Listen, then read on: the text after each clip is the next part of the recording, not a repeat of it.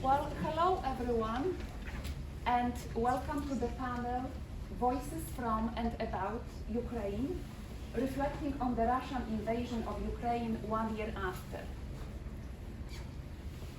So the goal of this panel is to provide a reflection on the war of Ukraine as a way to commemorate the Russian invasion almost exactly 1 year, February 24th, 2022. My name is Gosia Fidelis.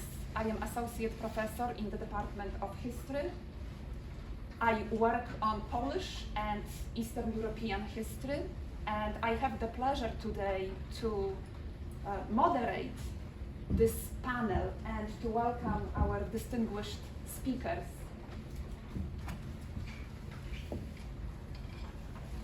So our speakers today will be Orysia Kulick, Vladislava Moskalets, and Bogdan Pawlish. We also have another visitor from Ukraine, Professor Nadia Smolikiewicz. She is visiting from the Lviv State University. I will say a few more words about the speakers in a minute. First, I would like to turn your attention to this flyer. You can pick it up on the way in or on the way out. This is a foundation called the Children's Heart that is collecting donations to help civilians in Ukraine. I also would like to thank Professor Marina Mogilner from my department, who did most of the organizational work behind this panel. And I also would like to thank Anya Daikun from our department, a graduate student, who is also here to take care of the technical side of this event. So thank you very much. The suggestion to organize a panel to commemorate the 1 year anniversary of the Russian invasion came from a number of faculty and also from our undergraduate students, in particular the History Club. So I would like to recognize and thank our students in the History Club. The History Club also collected questions from students for the panelists, and we sent those questions to our speakers. However, we also asked the panelists to provide their own reflection on the war.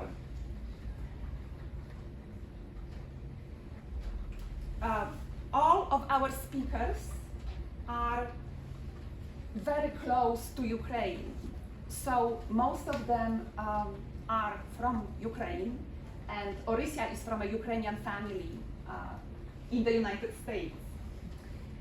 But they all have spent a lot of time in Ukraine and will share their thoughts on the war 1 year after.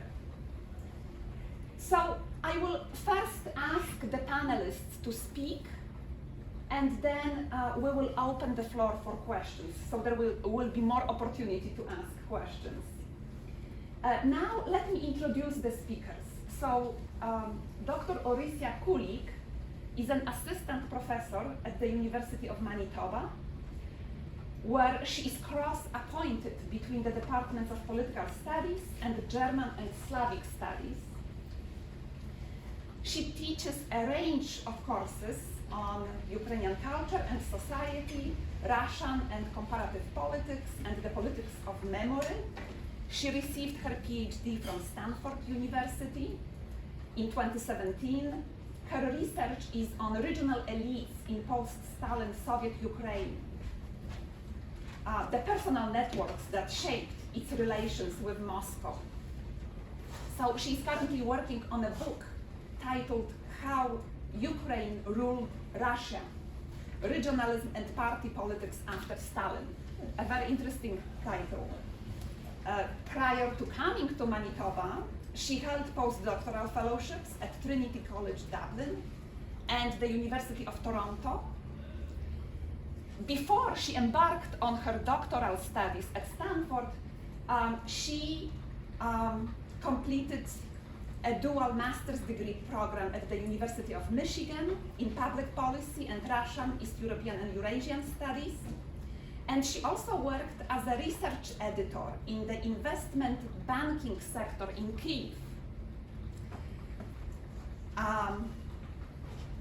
During that time, she received a Fulbright fellowship to go to Ukraine, where she researched civic mobilization during the elections of 2004. Some of us may remember the presidential elections, the so-called Orange Revolution of 2004.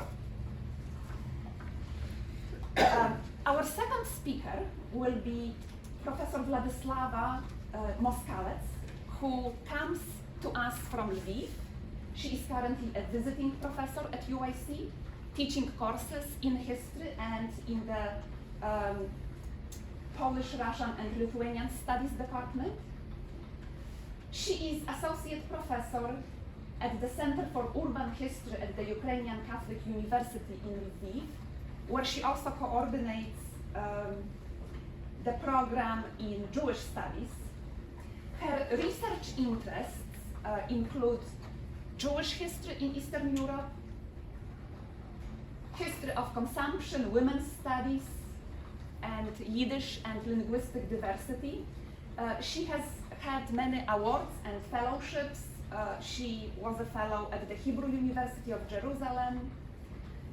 She was also a fellow at the University of Vienna and at the Institute for the History of Polish Jewry and Israel-Poland Relations. She was also a Fulbright scholar in 2018 and 2019 here in Chicago. She was a Fulbright scholar at Northwestern University. Currently, Vladislava is conducting research on the urban elites in Lviv in the second half of the 19th century and the beginning of the 20th century. So this is also the quite interesting. And now our third speaker is Bogdan Pavlish, who is currently a doctoral student at Northwestern University. He works on early modern Ukraine and early modern Polish-Lithuanian Commonwealth. So the title of his dissertation in progress is Nothing Exotic But Ourselves, Trade, Migration and Conversion in the Armenian diaspora of Poland, Lithuania in the 17th century. Bogdan also holds a BA and an MA in political science from National University Kyiv Mohyla Academy in Kyiv. And he also has an MA in comparative history from the Central European University in Budapest, when it was still in Budapest. Not anymore, unfortunately. He also won many awards as a graduate student to support his research, and I am most impressed with Bogdan's linguistic abilities. He is a native speaker of Ukrainian, but he is also fluent in English, Polish, and Russian, and he also knows Latin, Italian, French, classical Armenian, and ancient Greek. So, we have one more distinguished speaker who will be speaking after the three panelists. She will provide some answers to some of the questions that we received from students.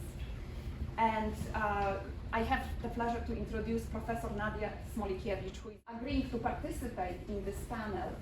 And I would like to turn the floor to Orysia.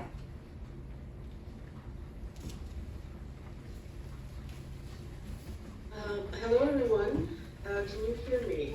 Yes, yes, yes, yes. Okay, great. I wanted to first thank Dr. Mogilner Fidelis and Dr. Marina Mogilner for inviting me to speak here today. I feel as though it is an unusual panel that is centering Ukrainian voices and specialists, which I appreciate because it does happen infrequently, even now after everything that has happened. And to echo Gost's remarks, I also wanted to thank the students and initiators of this panel at the University of Illinois at Chicago, because it gives us an opportunity to reflect on Russia's invasion of Ukraine 1 year later. I do have to say that even after everything that we've seen and everything that has happened in the last year, I still find it hard to believe that this war, 1, happened, 2, has gone on for so long, and 3, has been this barbaric.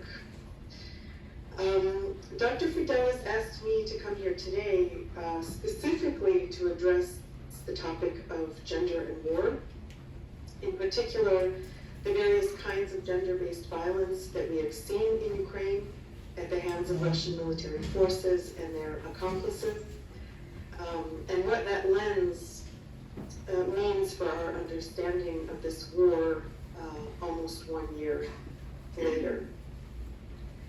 I did take a look at the questions circulated by the students, the History Club, ahead of time.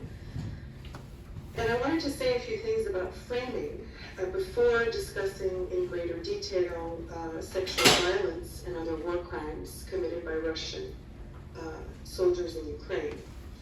Well, the first point I want to make, and one that I hope students take away from this panel, is that how we bear witness to war in these times matters.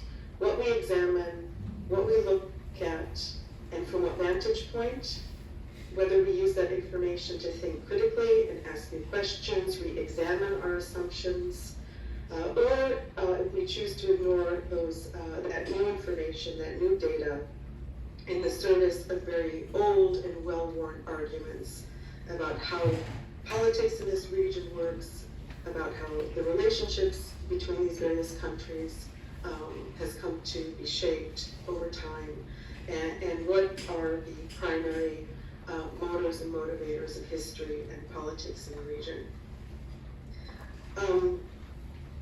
How you look at things will impact the analysis, and this is especially important now as the fog of war is intensified by various social media platforms.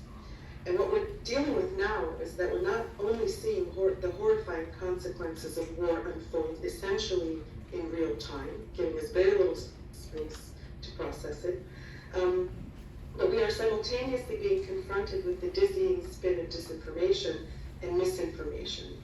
And we have to all somehow make sense of it. A lot of analysis focuses on the mind of Russian President Vladimir Putin, as portrayed quite often as the singular architect of what is going on, and what might have propelled him to invade Ukraine or make that decision. And at the center of that conversation are a few things. First is, of course, the oft-mentioned issue of NATO expansion and whether promises to the Russians were made and broken after the unification of Germany in 1990, right? We won't expand any further. The second issue is, of course, Ukraine's place in all of this. A year later, I think it's important to remind that Ukraine was not going to be getting into NATO anytime soon, if ever. But not closing the door on that conversation officially and formally is, of course, a contributing factor that must be dealt with. So that's dealing with some of the questions. And the third thing that comes up in it is Putin's fury over Western hypocrisy, or what he views as Western hypocrisy. So he talks a lot about Yugoslavia, Iraq, and Libya. He did so again in his 2-hour-long speech this week. When challenged about Crimea, his rejoinder is Kosovo, the underlying message being, if they can change the rules of the international order, why can't we?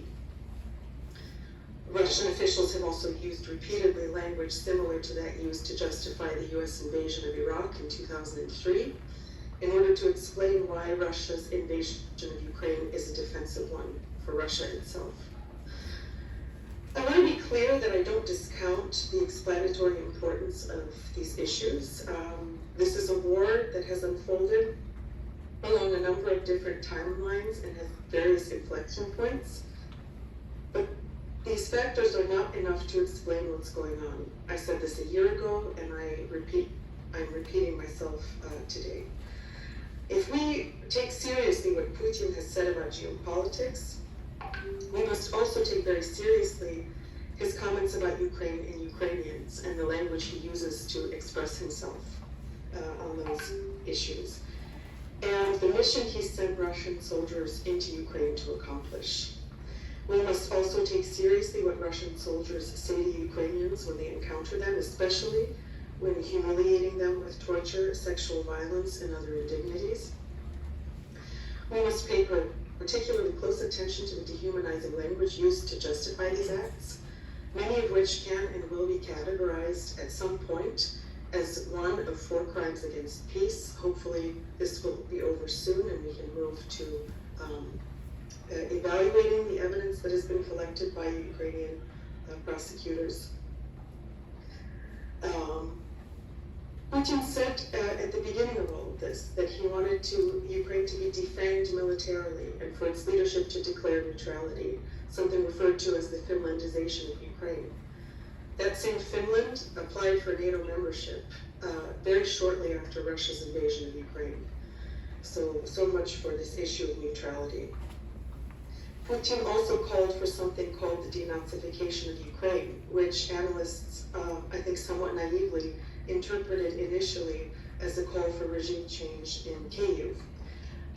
What this means in simpler terms is the ouster of the Zelensky government and its replacement with one more favorable to the Kremlin.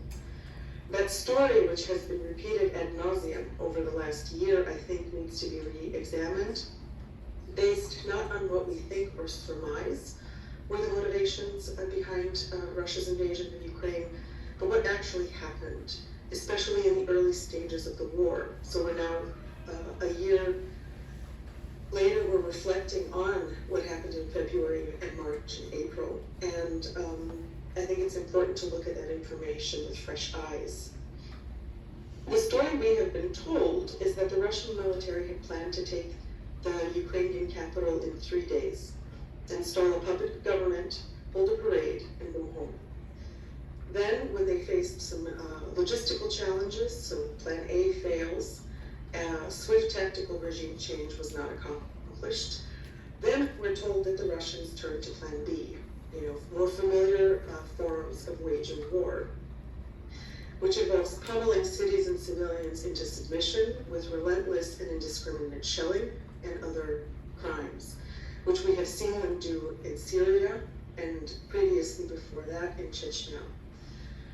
Whatever justifications were given by Putin and other Russian officials for Russia's invasion of Ukraine, evidence gathered from the ground, which has circulated widely on Twitter and Telegram and other sources, point to a very different kind of war, not one with geopolitical underpinnings, but something else.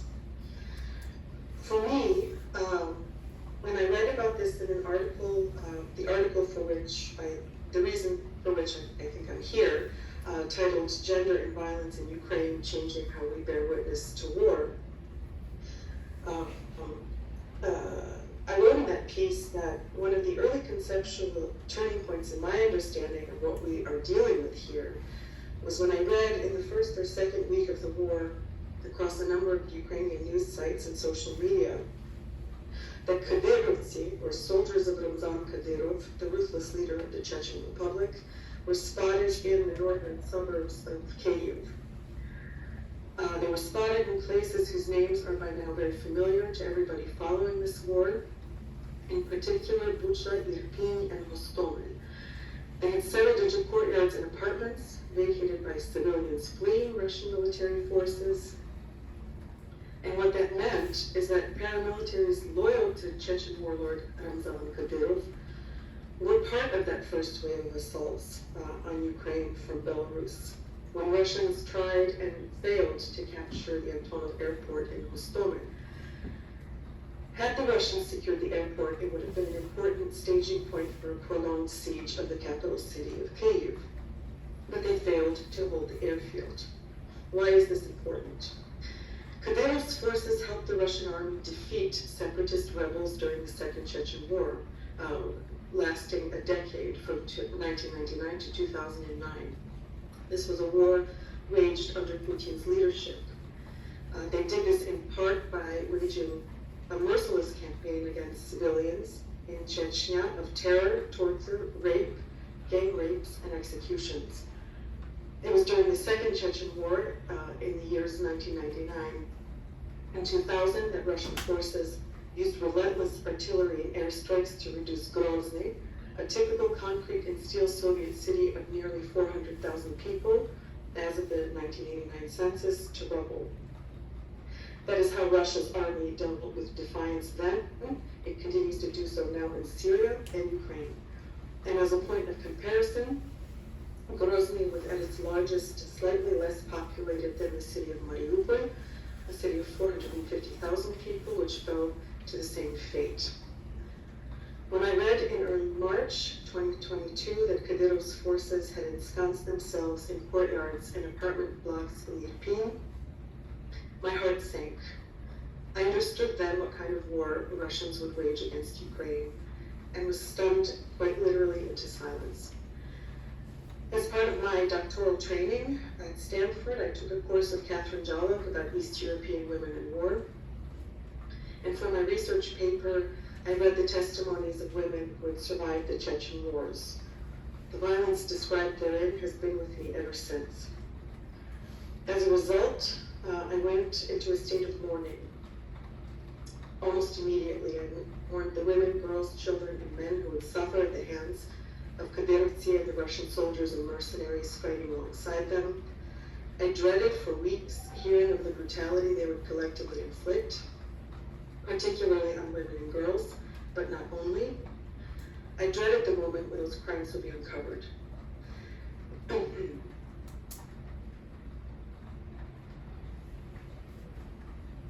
That moment came in early April, after the withdrawal of Russian troops from the Kyiv region. From Bucha, Irpin, Hostomel, Borodyanka, Motezhin, Worzin, and other locations whose names are very well known to anyone following this war. And the results were far worse than I had imagined. In Bucha alone, according to recent reports, 1,700 people were killed. Roughly 700 remain unidentified to this day.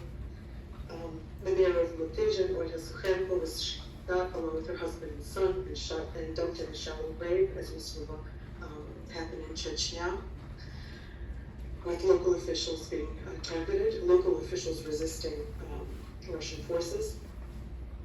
Bodies were found above ground. Some later exhumed often showed evidence of torture and other humiliations. Many showed signs of sexual torture, rape, and gang rapes in particular. Unfortunately, Russian soldiers and mercenaries are not being very discriminating when it comes to the age of their victims. Also, in addition to women and teenage girls who are typically the victims of sexual violence in wartime, we have had reports of men and boys being raped. We have also seen reports of castrations of Ukrainian soldiers captured in the field. These castrations are committed in the field, reported, and then circulate on Russian telegram channels. We have every time Russian soldiers withdraw, there are rapes. There are reports of rapes. They surface. Psychiatrists are having to confront wave upon wave upon wave of these kinds of reports. You will notice that on the poster for this event, there's a photograph by a good friend of mine, Joseph Sivenki, from the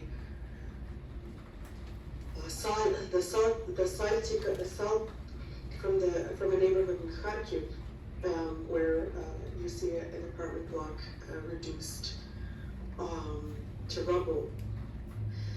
I think it's important to return to the sort of framing issue at the beginning of my remarks, where how you look at things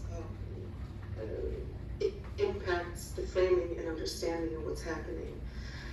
When I think of these sort of larger geopolitical arguments, I think of the photography, since we're talking about photography, about the photographs of George Steinmetz, right? They're taken from a very high aerial view. You see patterns of human existence, but there's no way that you can see in fine grained detail what's happening on the ground.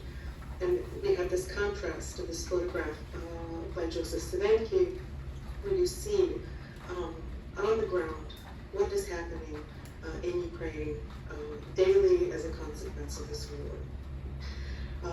And the issue of sexual violence and what is happening as Russian soldiers are meeting Ukrainian civilians face to face.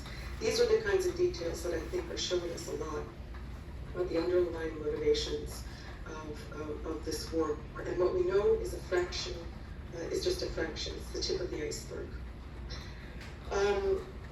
We do know a few things.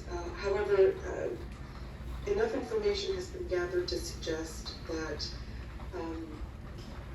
sexual violence is a feature of this war and not an incidental consequence of war itself. It is ubiquitous. It is clearly a tactic that is being used as part of a series of tactics to terrorize the civilian population, and it's being used alongside weaponry that it typically doesn't surface if you're dealing with civilian areas. So we've seen, after the withdrawal of Russian forces from Bucha and other cities, we saw evidence of flechettes.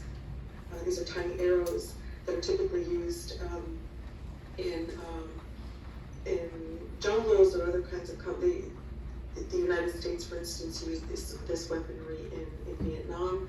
We saw evidence of this.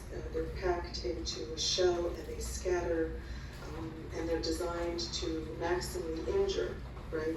To cut through things and to use them in densely populated areas as a sign among many that there's a deliberate targeting of civilians. And sexual violence is a window into other things that are happening at the hands of Russian military forces. Any place that Russian soldiers have been, and this is coming from psychiatrists and psychologists treating victims of rapes in Ukraine, also in Poland among the refugees who fled the war, any place where Russian soldiers have been for more than 2 weeks, you will see evidence of rape and gang rapes and sexual torture. And the psychologists treating victims of sexual violence now are telling us things that are very important that they're discovering when treating victims. When the piece that I wrote was going to press, an article came out in the New Yorker by Joshua Yaffa about the psychologists treating victims of rape in Ukraine. And we kind of fall into similar patterns of argumentation. And I think that as convincing as geopolitical narratives can be and seem, they do not necessarily hold up when we view Russia's war in Ukraine through the experiences of women, children, and unarmed civilians who have faced almost a year of indiscriminate violence. And I think focusing on the issue of sexual violence brings a different kind of war into view. One that is a war of conquest that is attempting to subjugate Ukraine totally. And Russia's brutal tactics, which do not end with sexual violence but extend well beyond that, it calls us to look beyond our comfortable analytical frames as scholars, as students, as global citizens. Their acts are calling us to bear witness, and ultimately to think about the silences and omissions that have led us to this point. I will leave it there. Thank you very much for your time.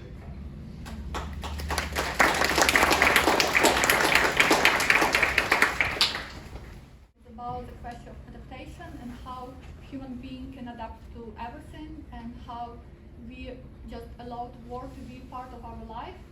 And this process, it started not in February, it started actually 8 years ago in 2014 after the shooting of Heavenly 100 on Maidan. So the anniversary was just few days ago, and it's a very heavy heavy memory for most of the Ukrainians. And I remember I was in Lviv. I was also participating in Maidan revolution. I was on Maidan, and after shootings, I was in Lviv, and I was listening to there was some music playing on the street, some like Western pop music, and I was thinking that it's so unfair that it's happening to us. So we are like not supposed to live in this reality of shootings, of mass, like death, of the war. Like we were supposed to live normal life. We were supposed to, to become integrated to EU and to go and to become normal country. And it's again happening to us. Like the entire world is living normal life, and we are not. And I've been living with this feeling of unfairness for these 8 years. And it, of course, like in February, it became even more tough, even more difficult for me and for most of us. And later on, in summer, I read a book by Bosnian author. So Orysia was bringing this Bosnian context and how important it is to understand what's going on in Ukraine. By Bosnian author, his name is Ozren Kevo, and he wrote a book, Sarajevo for Beginners, because he lived through the siege of Sarajevo. And so he shared one interesting thing. It was about that. At the beginning, he had this feeling that all the other world lives normally, drinks coffee, goes out, and they are like under the siege, they have no water, they suffer from it.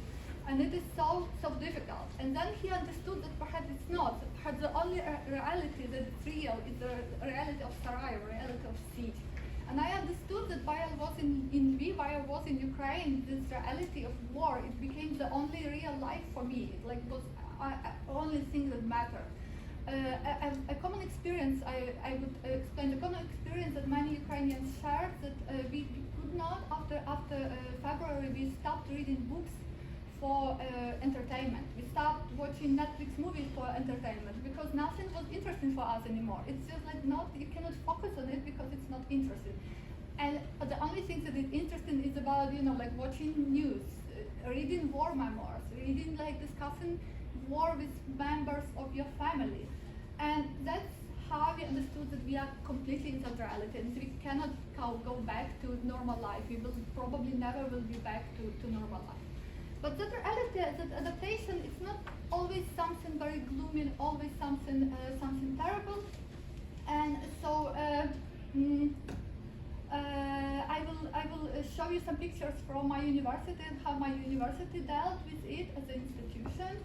So I next slide. So that's not from the university, that's from other institution I'm employed at. It's called Center for Urban History. That's an institution that deals with research, historical research, and organizes many public projects. So that's a completely, institution that is academic, more related to history and to entertainment. But in February, all of us, we felt that we have this obligation to do something about war, and we are supposed to help someone. And that we did it not only because people needed our help, but also because we needed to help someone, because it was so absolutely helpful and so meaningful for us. So our institution organized a shelter for refugees, for internally displaced people who lived in the conference room of our organization. So part of the office was like normal. We had library, we hosted events in the library, people went like to the normal working day. And other part, people were like sleeping on the mattresses. People who came from east of Ukraine, Mariupol, from Kharkiv, from places very heavily, people who barely survived deadly dangers.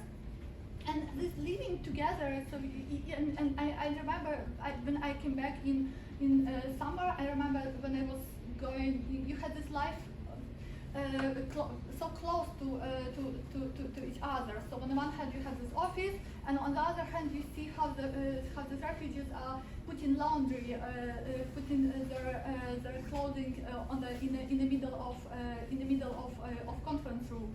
And you feel this war so close, but at the same time you are able to live this normal life. Yeah. So our university. For the first few weeks, we stopped our classes. We stopped learning because all of us did something, either fled abroad or fled to small villages of their families, or started helping. So the students were volunteering. The university became a huge hub of help to other people, and that was also. Later we resumed the classes. We asked students, do they want to ever continue their education? And they said, yes, we will be happy to continue our education. So, but they still shared this education and the classes with their job as volunteers. And for the entire semester, we were no professors did not require from students to go on classes all the time, because they understood that they had to share this time with being with helping others. Yeah, and some of the students, so in Ukraine there is a law. If you are a student or if you are a full-time professor at the university, you cannot be drafted to the army. However, some of my colleagues voluntarily became part of the army, and here are the two graduate students from Ukrainian Catholic University. One is from Crimea.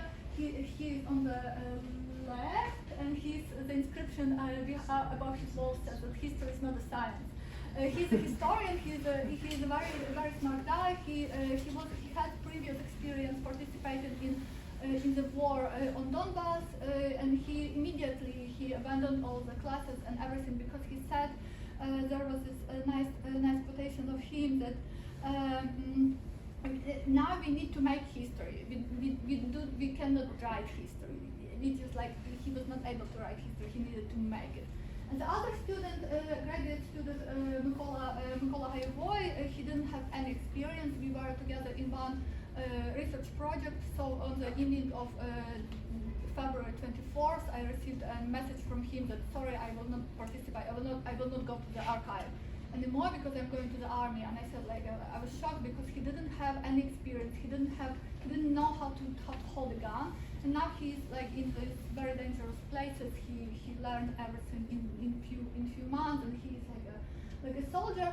And that's things that it's very hard for me personally to accept, and that I cannot because for us it's very hard to watch how our friends, how our colleagues who are supposed to write history, who are supposed to teach, who are supposed to do research, they just can die any moment. They are they have life danger every moment.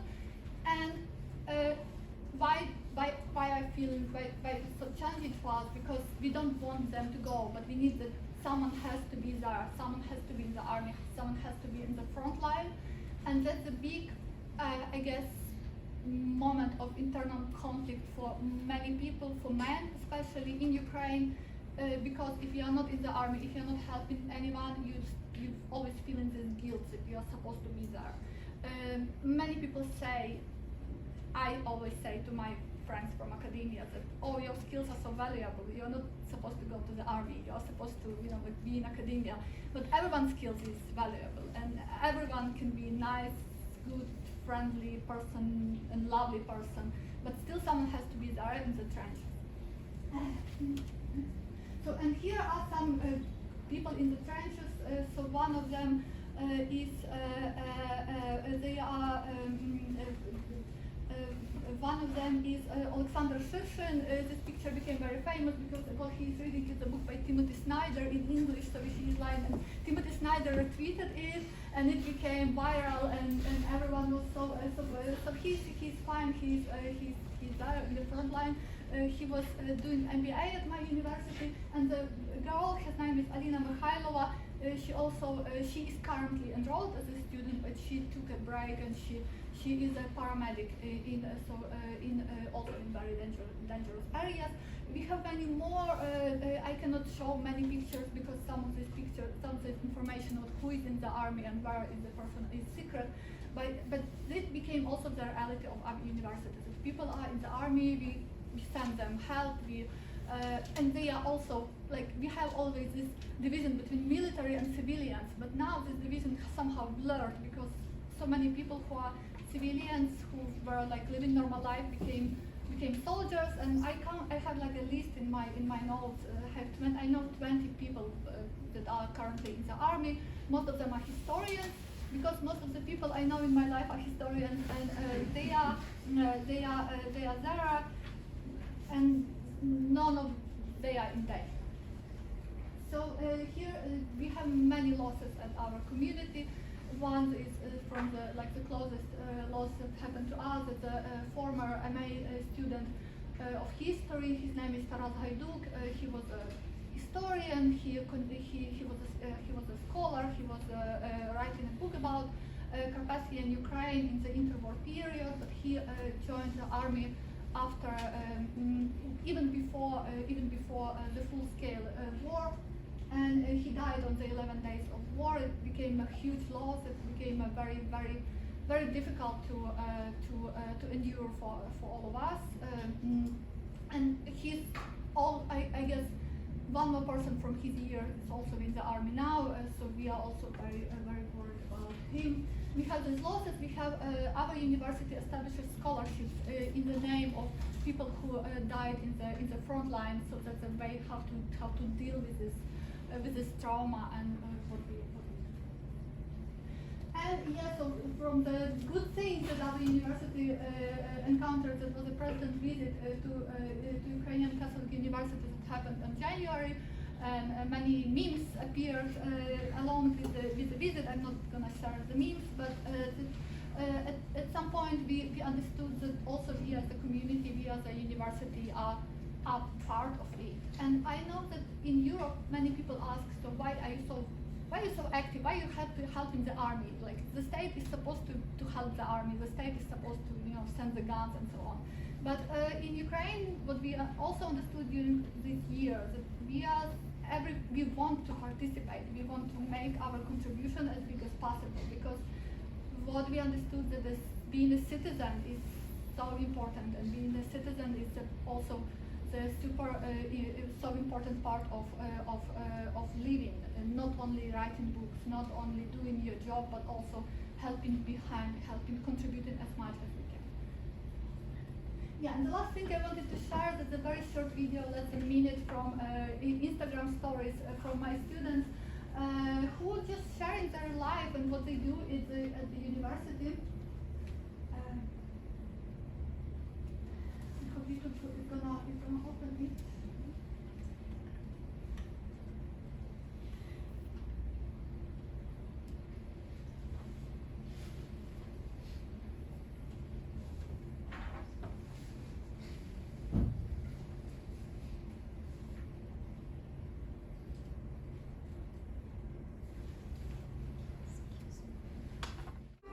Soundtrack of our life in Ukraine. So they said how they are going. That in the bomb shelter, at our university, we are able to continue classes because we have the bomb shelter. And some are like, we cannot continue the classes, but many people wish to continue the class until the class. So it's history. Немає надійних документів, що дійсно справді щось має писати. Тепер, чи Сталін хотів забрати Київ? Судячи з усього, такі плани були. Такі плани були. And that's when the power outages started, that's how life looks like, very dark and gloomy, but part of adaptation, we bought many generators and we learned about eco-flow power stations, and our life became more manageable with all of it. So yeah, and the last thing I think I have to finalize. The other thing that we learned, we were supposed to learn, is how to deal with many feelings that we did not experience before. And the feeling of fear was the first one, but the fear did not last so long. And after most people, when we are in Ukraine, we are very quiet. We don't feel this fear all the time. We are not. We know that we can die any moment, but we are not like. We don't have this constant feeling of anxiety or of fear. The feeling of hatred was very new for us, and feeling of hatred usually described as something bad, but actually it was very productive with managing it and with accepting that we have right to feel this hatred toward the enemies, because we don't have any other option to survive. And the feeling of solidarity, that was something unbelievable, especially in the February and in March. We didn't expect it from our friends, from our community. We didn't expect so much solidarity from Poland, from USA, coming from abroad. So that was something very very new and very enriching our human experiences. So yeah, I think I stop on it. I can go on for a long time, but I need to get time to. Thank you, Laura.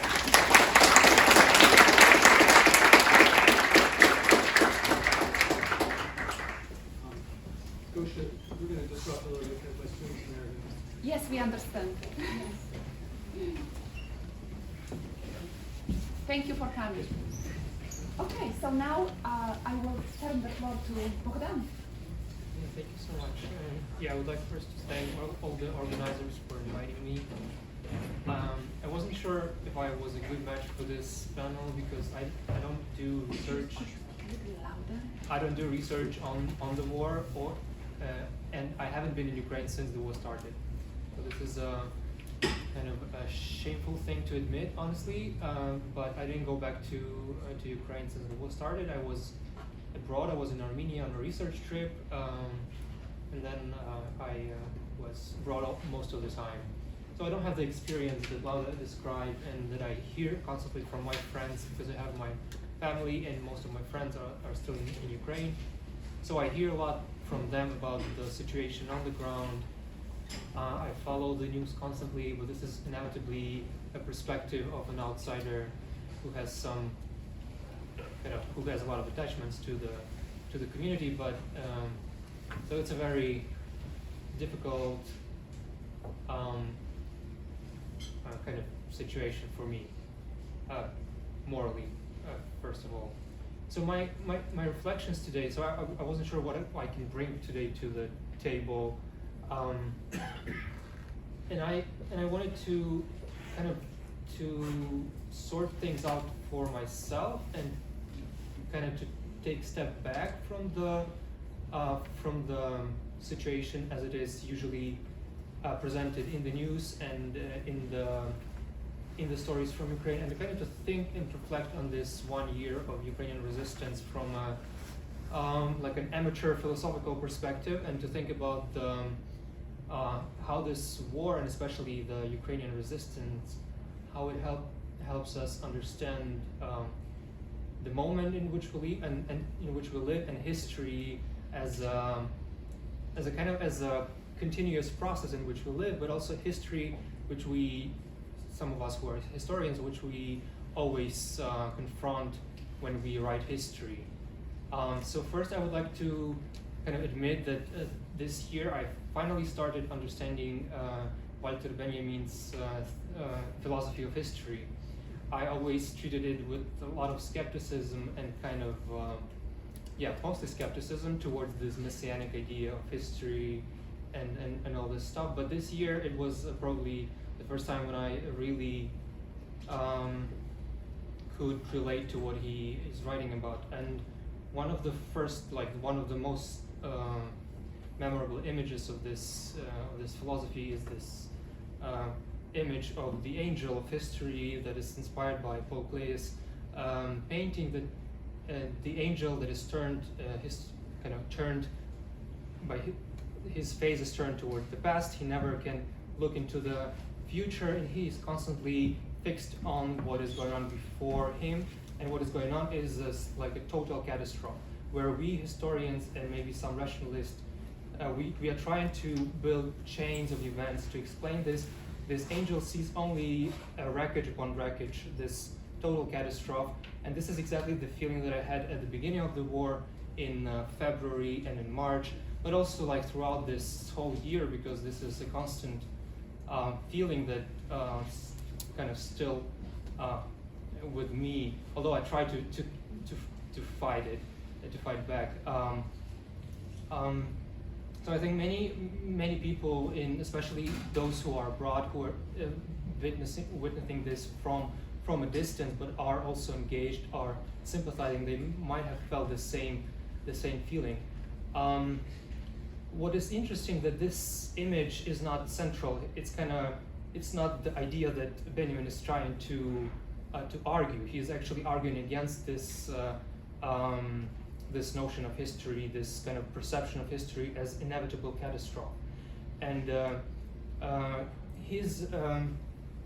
find his reflections on how to understand and how to write history very important, especially for historians, because they are the ones who are responsible for changing our approach to history and to the past, and to redeeming the past that seems kind of inevitable, that seems constantly turned towards the catastrophe, to redeem it from this logic and to turn it towards the future, towards the kind of possible resolution of this catastrophe. So I think the Ukrainian resistance during this year was really incredible, and I still cannot kind of wrap my head around this, how it all was possible. It's still a miracle for me in some sense. But I think there is a very important lesson that we can kind of take away from the situation of Ukraine in this war. And this lesson is to kind of embrace the catastrophe, because this is the catastrophe that happened to Ukraine, and probably everyone understood this. And this is still a kind of evolving catastrophe. It's not as bad as it was at the beginning, but it still has this it can be kind of terrible, that we still have to treat this seriously. And so the way I see it is that the case of Ukraine is kind of you have to kind of embrace the catastrophe, to accept that it's inevitable, in order to put yourself in the position of this inevitable catastrophe, in order to see your present situation and to try to do everything possible to change the course of events that seem to be kind of deterministic, and try to change the course of events in order to not to allow this catastrophe to happen. This is something that I also curiously found in an article by Slavoj Žižek, which was published recently in the Jacobin, where he talks about this idea of treating the future not as the ironclad consequence of our present processes. Then we never can get rid of the deterministic thinking that kind of is very typical of geopolitical thinking about this conflict, or about large historical narratives about this conflict. We should think about the future as kind of distance from our own present situation, but we should be able to kind of impose ourselves into this future situation in order to reinterpret our past, in order to avoid the catastrophe that is coming. And I think the role of historians is very important here, because we are the ones who are supposed to reinterpret history and to redeem it from this ironclad loss of historical inevitabilities, and that all can kind of tend to this point of destruction that we are living through. And this idea kind of is very much echoed by one of Ukrainian writers who is now currently on the front lines in Donbass, Artem Chev. He published an article in New York Times in September 2022, where I will quote very kind of central point of this article is, so the quote is, I have accepted the possibility of my death as an almost accomplished fact. Crossing this Rubicon has calmed me down, made me braver, stronger, more balanced. So it must be for those who consciously tread the path of war. And I think this quote demonstrates this ability to confront the danger, confront the threat that is inevitable, that is coming onto us, and deal with it in the most sensible and the most courageous way. There is another reference that I wanted to make is to one of the essays by Leszek Kołakowski about on the philosophy of history, and one of these essays is called "The Opiate of the Demiurge." It starts with a vignette about Poland during the Second World War, and in this kind of small episode, Kołakowski writes that Poland was probably like no other nation in Europe in the 1940s. Poland was the most certain that the Hitlerite regime and the Nazism would be defeated. It was irrational faith, because the Polish situation was probably the worst of all European countries except the USSR, and there was no kind of rational ground for this.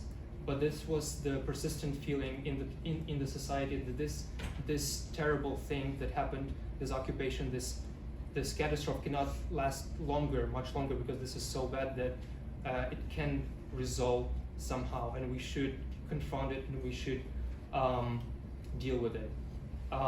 So there is this role of hope that is kind of unfathomable to me still, because I didn't live through this situation myself. I can just witness this from the margins, from what I can hear from my friends, from the news. But this hope is, I think, really important and inspiring, and it can teach us, the rest of the world, how to face this kind of catastrophe, similar, maybe even greater scopes, and not to lose faith, but also to confront it responsibly, to the best of our abilities. And the role of historians is to, I would like to go back to Benjamin, because he has very interesting thoughts about this, and I would like to quote also his idea how to articulate the past historically is not to talk about the past as it was, as this historicist ideal by Ranke, but it's to recognize it as but to to capture a memory as it flashes up at a moment of danger. And the danger changes the tradition and the receivers of tradition. And the role of historians is to always snatch away tradition from conformism that it is about to overpower it. And that's how I see the clash of historical narratives that Russia offers and that Ukraine can offer. Is this it's seemingly it's dealing with the same set of events, the same territories, the same time periods, but this is exactly this. But the point of difference is it's huge. It might seem not significant at the first sight, but this is exactly what Benjamin calls this idea of reinventing tradition and snatching it away from conformism. It threatens to keep doing terrible things in the world, including like this invasion. And so only that historian that has this gift of sparkling hope in the past by showing how past can be hopeful, it can bring something new in the future. I think that historians can turn the face of this angel towards the future, not the futures that can be predicted, can be analyzed by experts. This is the future that is inevitably determined by our present situation. But we should think about the future as a messianic, revolutionary situation in the future, that is not necessarily directly connected to our present situation by causes and effects, but is part and parcel of what we are doing now as historians, like any thinking beings in general.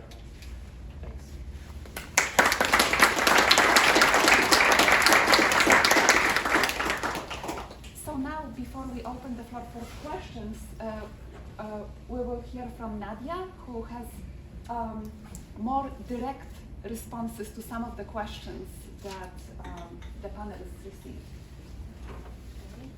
At first, I would like to thank all organizers for inviting me here.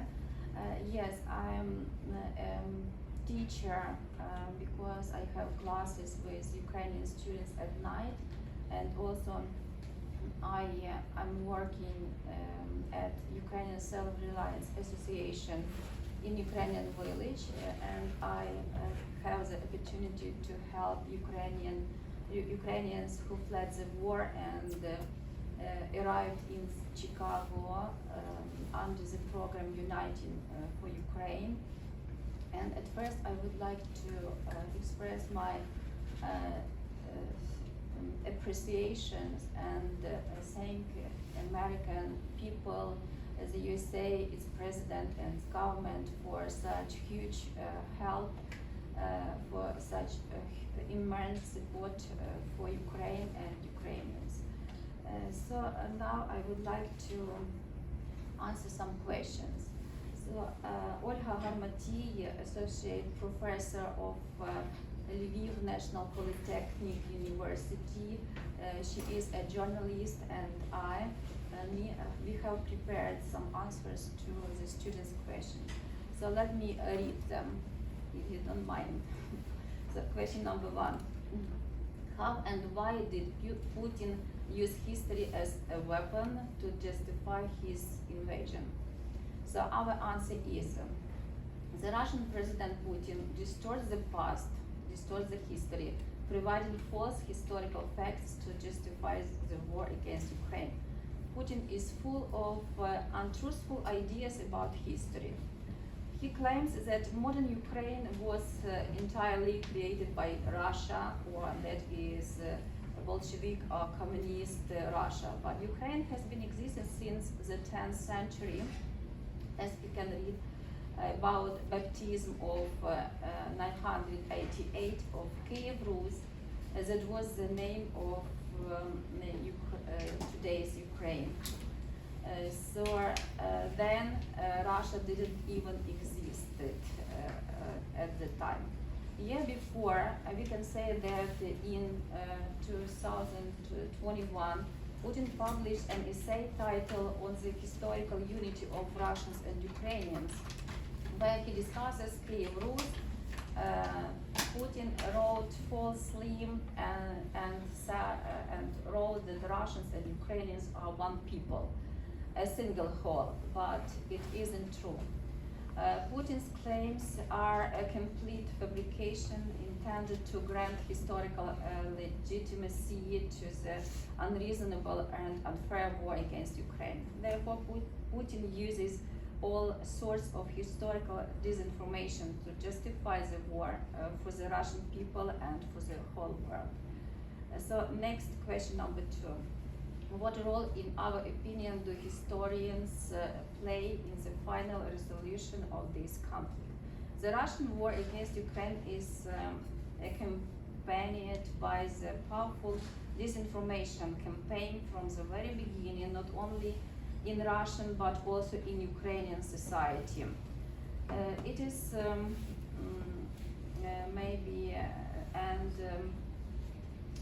it is realized mainly in the media, we can see in fiction, in cinema, and in the historical sphere.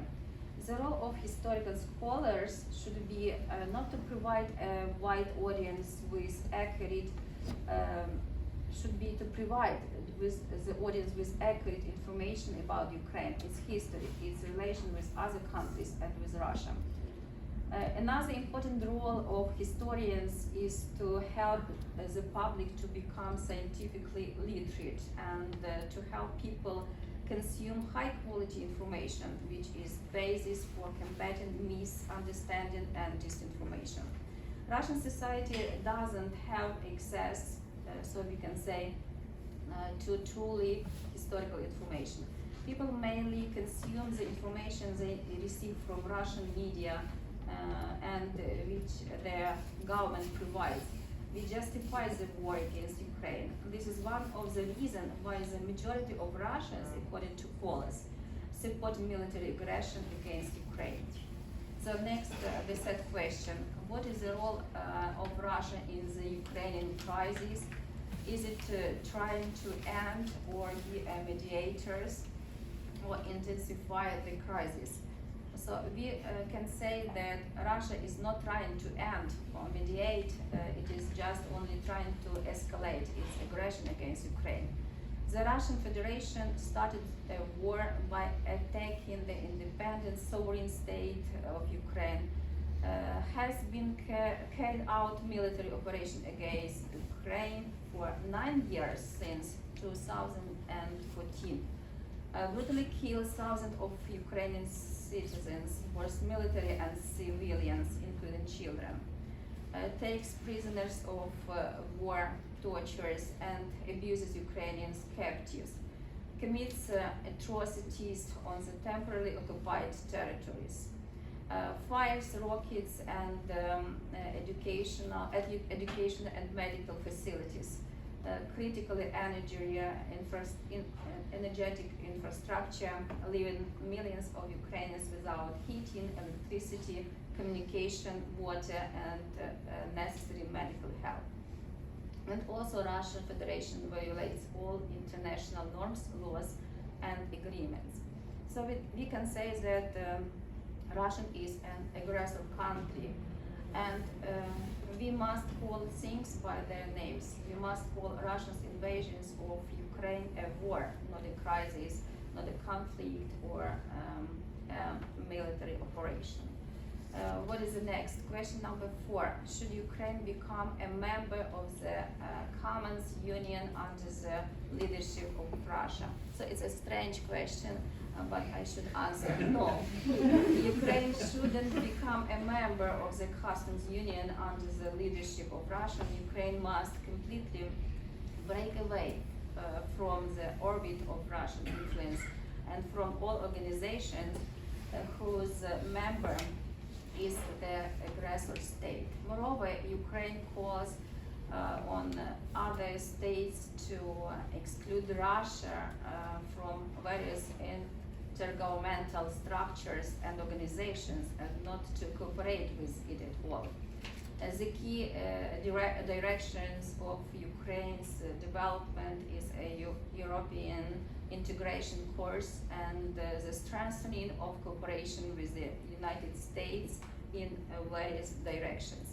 And the last question, question number 5, should Ukraine become a member of European Union? Why and why not? Yes, Ukraine should become a member of the European Union as well as NATO. Ukraine has long aspired to this membership. This is why the Euromaidan protests took place in Ukraine in 2013-2014, also known as a revolution of dignity. When Ukrainian citizens took to the streets en masse to demand the European integration of their country. The US has already granted Ukraine the status of a candidate of European Union membership, and NATO has made optimistic statements regarding Ukraine. Yes, Ukraine should become a member of Ukraine, and Ukraine should defend democratic principles, as we know that Ukraine was, is, and will be a sovereign, independent, and democratic state. Maybe that it is all for now. Thank you for Thank you. attention.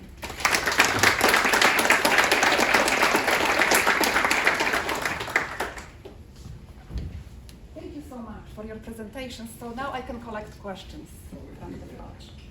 Wow. Okay. My question for Vladislava is, what is the name of that Timothy Snyder book the soldier was reading? Yeah, I forgot. I'm so sorry. Just a second. I assume the title was in Ukrainian. I can't. No, it was in English. That was actually the. It was On tyranny, maybe, On right? tyranny, yeah. What? Yeah. On tyranny. On tyranny. Okay. It's a very short book. No. No?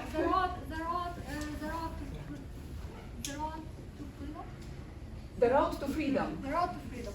The Road to Freedom. And it was in English. It's a beautiful book. That was Yes. actually. The Road to Unfreedom. Unfreedom, yeah. The Road to Unfreedom. Thank you. Yes. Oh yes. So one question I had in regards to the first panelist.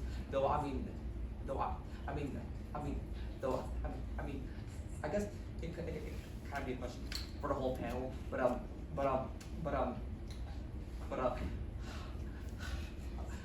how do you think Russian soldiers justify using acts of sexual violence against civilians in Ukraine exactly? Did you catch that? I'm not sure. How do Russian soldiers justify How they using justify- sexual violence against Ukrainian civilians? Or do they even acknowledge this? Yes. Orysia, would you like to answer this question?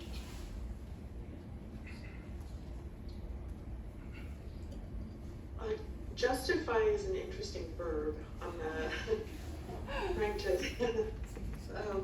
think on my toes.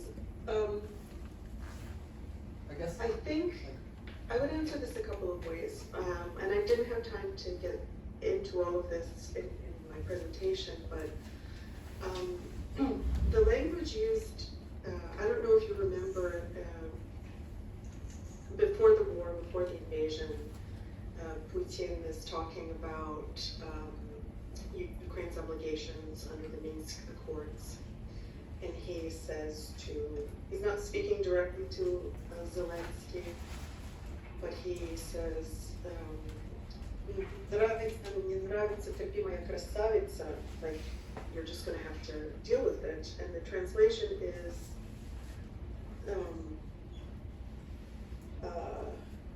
you may like it, you may not, but you'll have to endure it, my beauty. That was interpreted by a lot of individuals as a reference to rape.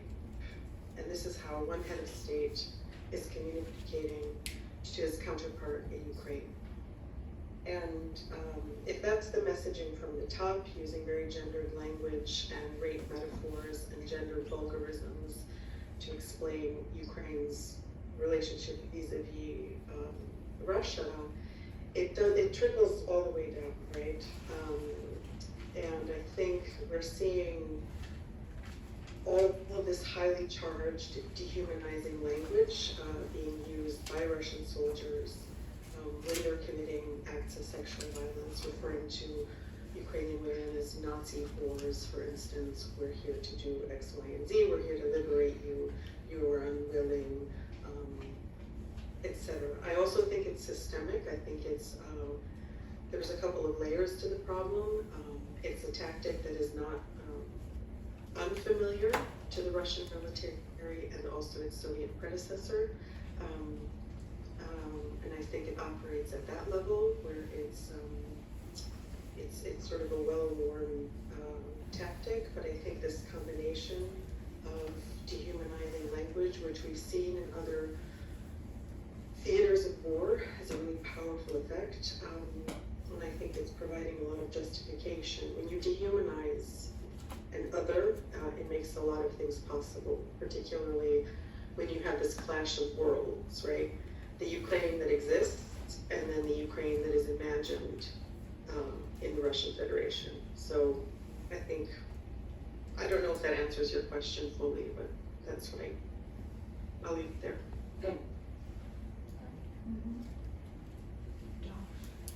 Yeah, the comments about sexual violence were very powerful and called to question the role of Ukrainian women in the war. I've read reports attesting to a large, significant role on the part of Ukrainian women in the armed forces of their country, Moreover, there is obviously the conspicuous role women will be playing in civilian life, stepping forward to meet the demands of mobilization, civilian mobilization in a time of total war. All these things must be having some social impact, cultural impact, both upon Ukrainian as well as Russian opinion. I wonder if you could make any comments about that. Orysia? Is this for me again? It's for you.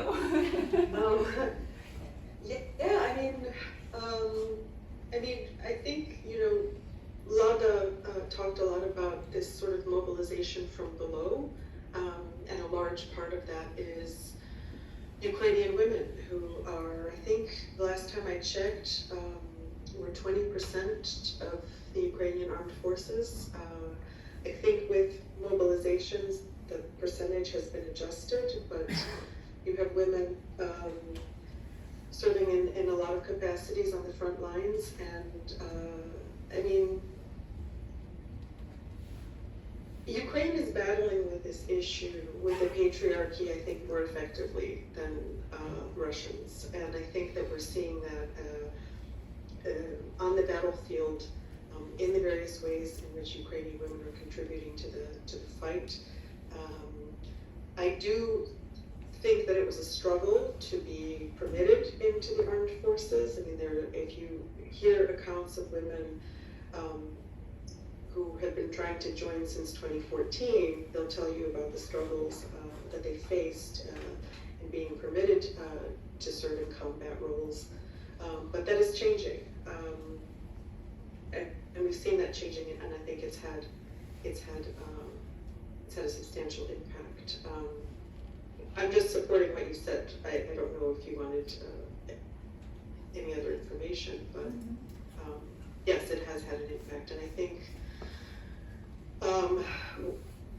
one thing that I heard recently is an interview with Yevgenia Albats, who's a Russian journalist, oppositionist, and she said, Ukraine and Russia are mirror images of one another. So Russia has a strong state, or I guess opposing images, a strong state and a weak society, whereas Ukraine has a weak state and a much stronger society. And we've seen that time and again in recent history, not just in this particular moment, but in 2014 and previously in 2004, where you have society stepping in to fill state capacity, and Ukrainians, and particularly Ukrainian women, continue to do so. And one of the reasons that sexual violence as a tactic of war is particularly damaging is the reverberating effects it has in society. So if the strength of your polity is its society, and then you target the women that make a lot of things run, then that will erode society from within and plants taking time in the family, in the community, and renders individuals who are actually quite necessary to make things work. It puts them in a different headspace, and I think that you're right in pointing out that these are interrelated issues. Lada? Yeah, I want to add something. So in 2020, in December 2021, the Ukrainian government, they claimed that all women, since in few months there will be general military obligation for women. So now we have it only for men, but in December it was 2 months before the war, and that's how we knew that something is going to happen. And it was so later it was postponed because they cannot do it. They don't have the capacity, the administrative capacity to draft women or to even teach all the women how to be in the army. But there is a big discussion in the society about this military obligation, and many people say that we are going in the direction of Israel. So we're going to be like in Israel. So all the women at some point have to undergo the military training, and that's a big issue for us. And when it was discussed in the summer, and I remember how it was very stressful for me because now we have to admit that we are women and men in Ukraine are in very unequal situation because men cannot go abroad. Male scholar cannot come here and be visiting professor as me at any university abroad. They can leave for a conference and it's very complicated process. So, and women can go abroad. They can go. They can, promote their careers and do many things. And there is a discussion. So that this usual discussion about gender roles, it got the entirely new dimension after February and after what happened, and also this after this possibility of general military obligation for women. Thank you. Bob. Oh yes, I have a question. Actually, two related questions. One, to what extent is this war a creation of Putin? That is, what can we expect from Russia in terms of its foreign policy in a post-Putin era of leadership in Russia? And two, a related question: what do you think will be the security structure in Europe after this war ends, assuming it ends? That is, can we expect a more heavily armed Germany? That is, can we expect maybe to basically rearm and re-gear itself up for a second round of Cold War confrontation with a post-Putin Russia? Looking into the future, who wants to take this one?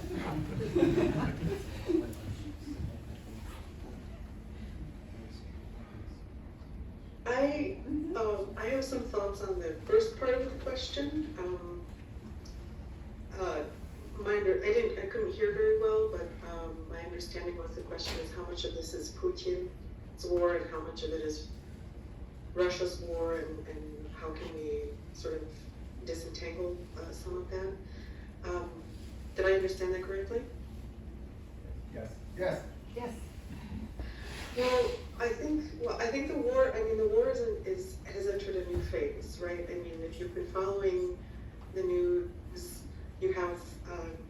you've seen a lot more from the Wagner Group. You've seen a lot of bickering between the Russian Ministry of Defense, the private mercenaries led by Prigozhin and others, and they're competing with one another. And the whole campaign to take Soledar and Bakhmut is framed, in a sense, is a consequence of this larger power struggle in Russia itself over, who has Putin's ear, who's going to be given more resources to continue this war. And so I think you have this various factions of people in groups bound up with this military campaign that are trying to outmaneuver the other. To wage a campaign on this military campaign and an invasion on this scale, you need a lot of people to be involved in mobilization. I am not one of the people who thinks that this is the war of one man, that this is Vladimir Putin's war, and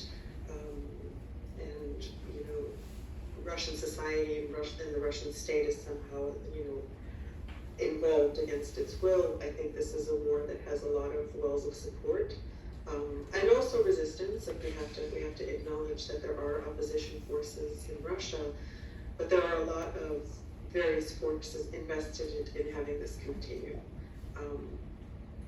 As for the future, I don't think any of us are in a position to predict what that looks like. Does anyone else would like to add anything about how the international relations might look like after Putin? Yeah, I can kind of guess a little bit here. So I think in Europe the main thing would be to prevent similar invasion in the future, and it will require either to kind of Ukraine joining NATO or having a security agreement that would effectively prevent Russia from doing the same thing again in the future. What it would like, I have no idea. There were some ideas about a creation of kind of Eastern European and British alliance in Europe that would be maybe more effective than NATO. but I don't see this coming now, because this idea is not like, it sounds outdated now. It was like several months ago. Yeah, this is hard to predict what it would look like, but essentially I would think the main issue would be to prevent Russia from doing the same in the future. Yeah. I would like just to, there is a recent interview by American Ukrainian historian Serhiy Plokhy, and he predicts that the next Cold War is inevitable, and the big question for Ukraine, the main task for Ukraine, is to be on the right side of this new wall that will divide these two worlds. But yes, going in that direction. Other questions? Karen? Some questions, if I may, again, for Professor Kulick. Yeah. You've been on the spot. Thank you so much for sharing this important information, and I have questions related to the kinds of support that are provided to people who have suffered the sexual war crimes that you're describing. And I think one of the questions is whether that's providing distinct streams of funding and psychological support is considered a necessary part of the kind of aid that's happening right now in Ukraine, or is there a tendency to consider that there are so many types of suffering that have to be endured by different parts of society that there isn't the possibility to really foreground special funding and development of treatment? And then another question would be whether there are special funding streams that are directed toward support for victims of this kind of crime that we can fund.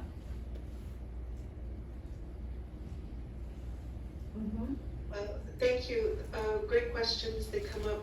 So I talked about this a couple of times, and these issues do come up in the Q&A. As with some of the other things we discussed, I mean, there's a lot of there are organizations on the ground who are dedicating time and effort and resources to help victims of sexual violence. There are hotlines that, again, with the withdrawal of Russian forces, see an uptick in calls. There are the psychologists that I mentioned who see this as their particular front of the larger battle. I do think that the positive is that I think that there's an effort to destigmatize sexual violence in this context. However, my sense is that in terms of the question of funding streams, that this is an area that needs more attention and more support. I think one of the reasons Gostya invited me to talk about this is because of all of the issues that come up in wartime. This is one that sort of gets pushed to the side as tertiary. This is an incidental consequence of warfare, an unfortunate but inevitable one, and I think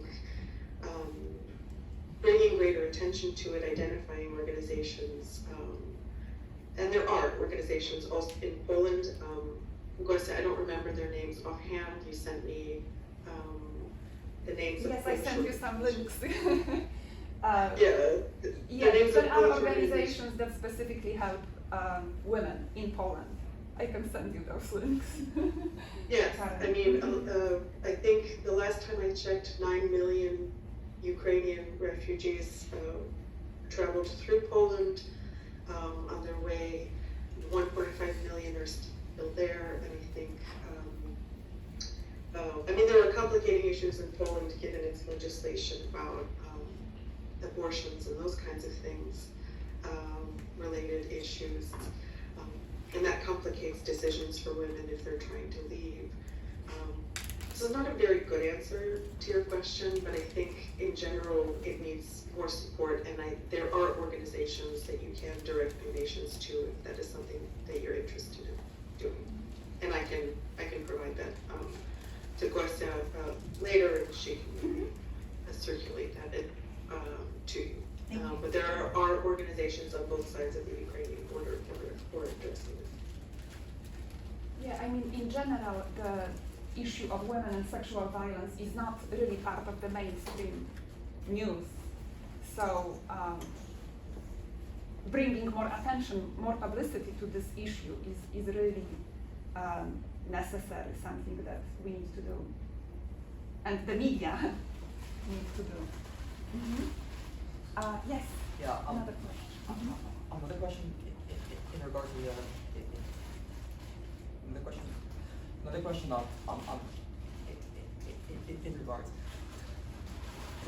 to the sexual violence. Do you see the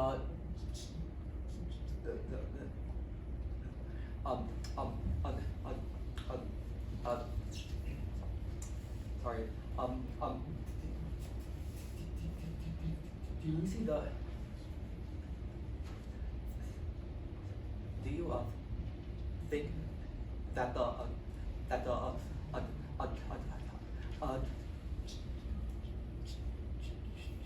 children produced as a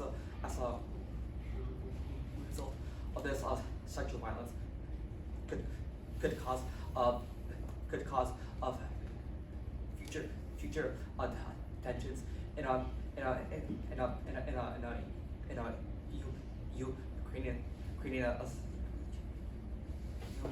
Ukrainian society similar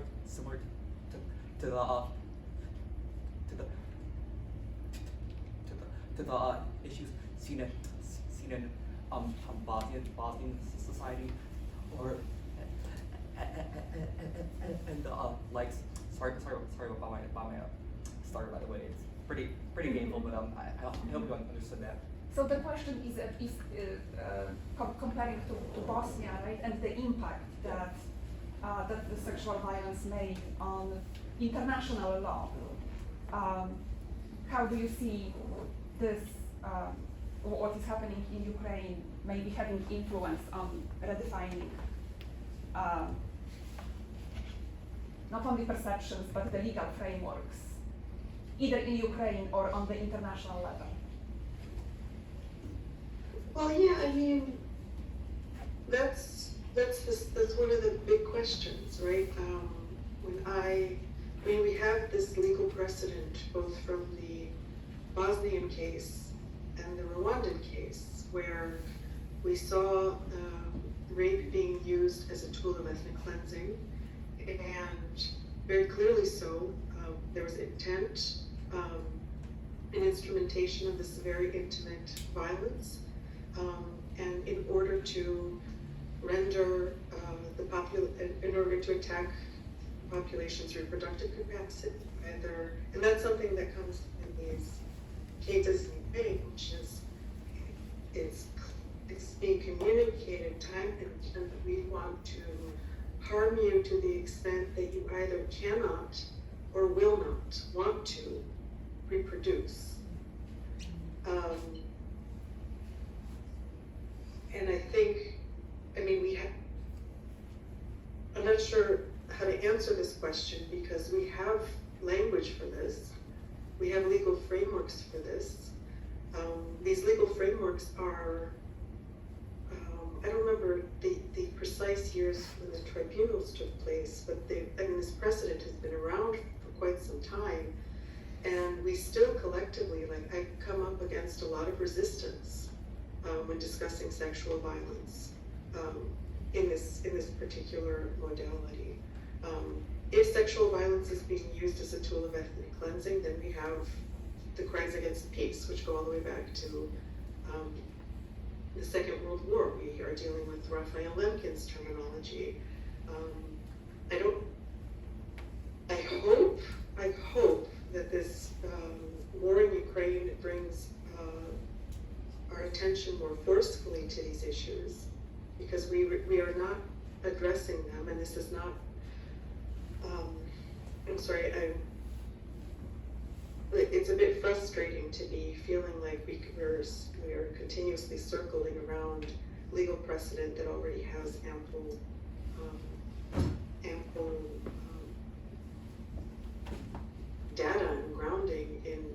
conflicts that happened more than 30, maybe not more than 30, but just about 30 years ago. The fact that we are not progressing collectively is very frustrating. The fact that this keeps happening, and now in a context where we're dealing with a global war on women. I mean, we have Iran, we have this very lengthy war in Syria, we have countless theaters of war where gender-based violence figures prominently. And I think the issue is that we're not rethinking or reframing how we discuss war, how we understand war, how we understand its purpose, because we're continuously moored to our inflexible intellectual foundations. And I think really embracing what this means will entail a radical reframing of how we talk about war in general. And if I may add, it took many years after the Bosnian War actually for the Security Council to recognize rape, wartime rape, as a crime as a war crime and possibly a genocide. And I think that particular, when they finally recognized it, it was in 2008, so many years after the wars in former Yugoslavia. Yes. So that is frustrating. Yes. I'd like to ask the Ukrainian professor, ma'am. So, when the USSR broke up, I believe it broke up into 17 countries, and I've read that Belarus has been assisting Russia. Are any of these other countries that were part of the USSR, have they been helping Ukraine? It's a good question. Azerbaijan was helping at some point, and some countries were accepting Ukrainian refugees, but the position of some of these countries is not very secure. Like when we speak about Georgia, we expected so much from Georgia at the beginning of the war, and because Ukraine was a big ally of Georgia in all Georgian, revolutions and democratization processes. However, we did not receive we didn't hear things that we were expecting to hear, so we were very disappointed. I'm not sure about Baltic countries. Yeah, Baltic countries are so well integrated in the EU that I tend to forget that they have been part of the Soviet Union. But yeah. Let me rephrase then. Let's get away from the countries that are abutting Europe. I'm talking about some of the countries that are more on the other side of Ukraine, where it would seem to me there would be a legitimate concern that what Russia has done in Ukraine, they would be willing to go ahead and try to, take that next step, be it Georgia or be it Azerbaijan. Moldova, Moldova position right now is, if you have seen the news, it's very worrying because the rockets had hit the territory of Moldova. The energetic infrastructure of Moldova is part of our infrastructure, so it was also suffered. They suffer from the same problems that we do. However, Moldova doesn't have strong army. Moldova doesn't have, and Moldova was also very slow to give a clear response, unlike Baltic countries or Poland did before. So I guess Bogdan. Yeah, I would like to say a few words about Armenia and Kazakhstan. So I think Kazakhstan has a similar situation in relation to Russia, because there is, in a sense, that there is a lot of ethnic Russians and Russian-speaking population in the north of Kazakhstan, and sometimes some Russian politicians like to kind of brag and to kind of threat Kazakhstan that they will have to liberate Russians in Kazakhstan. So in this kind of makes Kazakhstan very sensitive to this conflict, and so far from what I know, Kazakhstan has been very supportive of Ukraine, and they did not recognize the annexation of Crimea. They supported Ukraine mostly with the humanitarian aid, but they are still part of the same military and economic bloc that Russia is the head of. And the situation with Armenia in the South Caucasus is even more complicated because Armenia has an ongoing conflict with Azerbaijan over the Nagorno-Karabakh region. And in this conflict, the last kind of stage of this war was in 2020, the so-called 44-day war, when Armenia, well, essentially lost the war due to the overwhelming military advantage of Azerbaijan because of the support of Turkey. And so, but in this region, Russia is a peacekeeper, and they are peacekeepers on the ground in Nagorno-Karabakh. And Russia did not intervene in this conflict in 2020 until past the 44th day of the war. So they were waiting they allowed Azerbaijan to have some hold of the Nagorno-Karabakh territory, but they didn't allow them to capture all the territory. So they still have this kind of frozen conflict in order to control this territory. So neither Armenia nor Azerbaijan can completely kind of detach from Russia and kind of support Ukraine openly. And this is especially kind of, it's very sad situation. I was in Armenia when the war started, and there was kind of weird understanding of the war in Ukraine among some Armenians, because they have this idea that Russia is a peacekeeper and the sole kind of hope for Armenia in Nagorno-Karabakh. There is no one else to help them there. Although now there are some developments that the European Union sent their mission to Nagorno-Karabakh despite the disagreement of Russia, and they are now on the spot in Nagorno-Karabakh, and there might be some turn from Russia in Armenia over the last several months, because Russia did nothing to prevent similar escalations in the last year. There were some escalations from Azerbaijan, and Russia did nothing. They didn't have any will or force on the ground, and so Armenia is now looking for support from the US and from the EU. So that might be changing. Mm-hmm. Other questions? I saw some hands.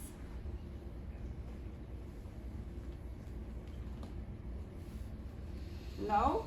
Okay. I mean, it's retro perspective the question, but do you think there would have been a way from that, something that the European Union could have done to prevent the war or to intervene earlier? Or, yeah. Mm-hmm. That's an interesting question. Like before 2014? Because I mean the war really started in 2014. Well, before 2014, I think the European Union could be more cautious about how they spend their money and where they buy their gas and oil. They couldn't be more, they couldn't diversify their sources of energy and not rely on Russia so much, so that then Russia can blackmail the EU and do whatever they wanted in Ukraine, in the Crimea, in Donbass, and elsewhere. I think this is the basic problem here, that European politicians didn't recognize this at all, and they were on a Russian payroll. Some of them were on the Russian payroll throughout the the decades of the previous decades. So that's my take. Mm-hmm. Any other responses? I didn't hear the question. Oh, the question was whether the European Union could have prevented the war. Were there any ways in which the European Union could have intervened, or? I think the problem was that the European Union was not expecting Putin to attack militarily Ukraine. Short-sightedness of many European leaders. Yeah, so. Question. To you, what does the reconstruction of Ukraine will look like? And I have a lot of crystal ball questions, but in the future, Ukraine must be reconstructed. What will it look like? What does it mean to you? I don't know, hopefully it will be something like a Marshall Plan for the West Germany, but only for Ukraine on a much larger scale, because feels like the losses and destruction and like all the current prices are different obviously than from the post-World War II, but it should be a coalition of the kind of international donors and international organizations, but also Western governments and other governments that can support this effort. The only thing that I wanted to point out here, that I think it's important to not allow this process to happen along the kind of neoliberal lines that will put all the money into the hands of kind of private corporate organizations, Western or even Ukrainian, but with Western, obviously with Western influence, that will kind of just look for their own interest in Ukraine. It should be based on the ideas of common good, and should be more focused on the public sector, on developing public sector, maybe some like projects of nationalization of because I think in this situation Ukraine really needs more of this than kind of corporate international organization influence on the ground, because it can be just I don't know, a place to them to just to seek their own interests, not the reconstruction of Ukraine.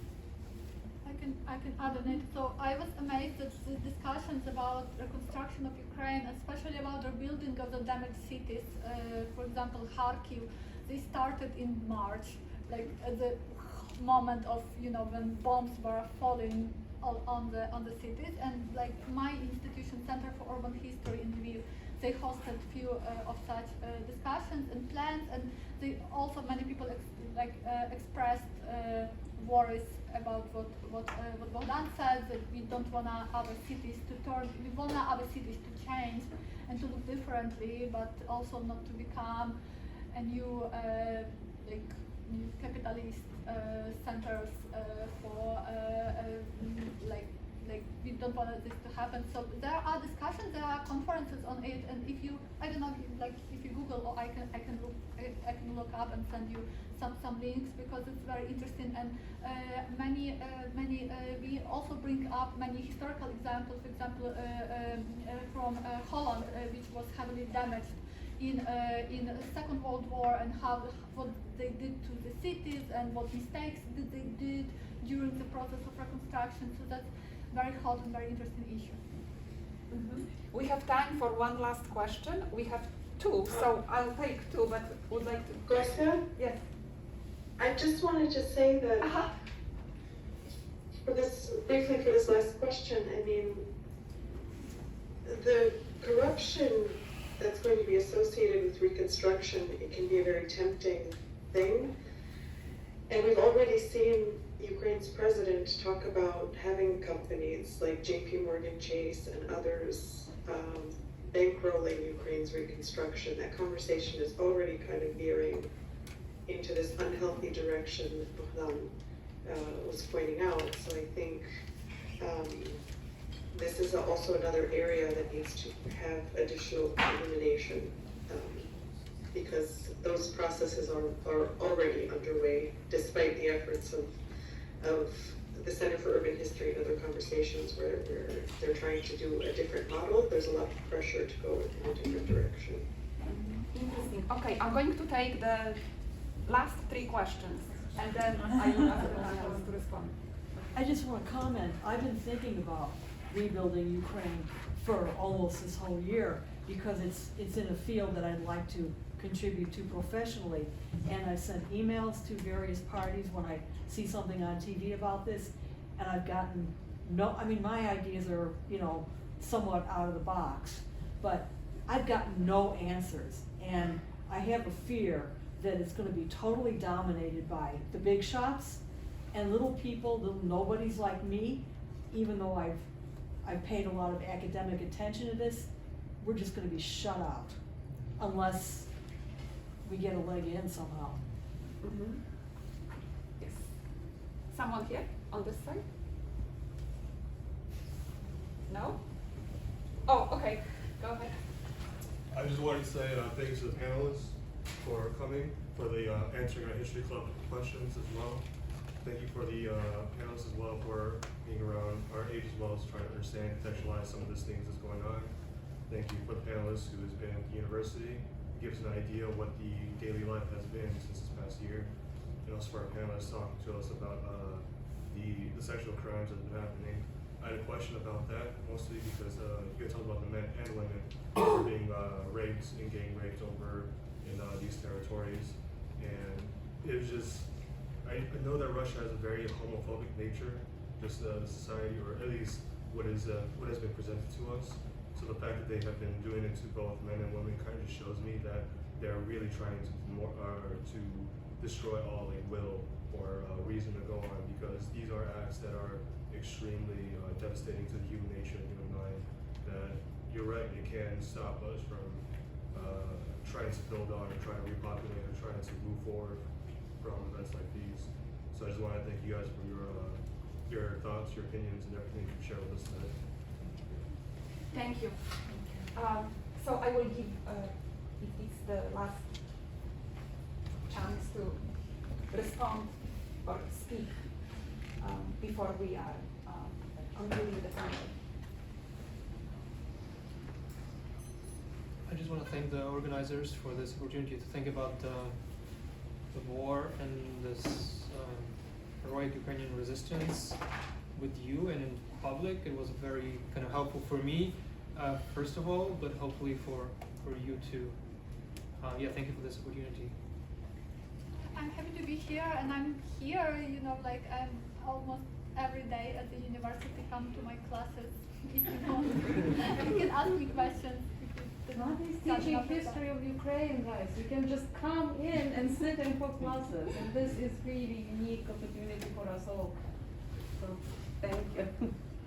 And to sum it up, I would like to quote my students from Ukraine, what they said. Today in my country, Ukraine, there is a war caused by the invasion of the Russian Federation. But we, responsible youths of our country, continue to acquire knowledge to become a real future of our Ukraine, to help rebuild its economy. So I think that it's a good idea for my students and youth to continue studying and to rebuild our Ukraine. Thank you for your attention. Thank you. Orysia, since you are on Zoom, I don't always see your... I don't have anything to add. I appreciate the invitation. The audience was very engaged and asked great questions. I appreciate the opportunity. I also appreciate your efforts to continue bringing attention to this very important issue. Thank you for your time. Thank you. Well, thank you everyone.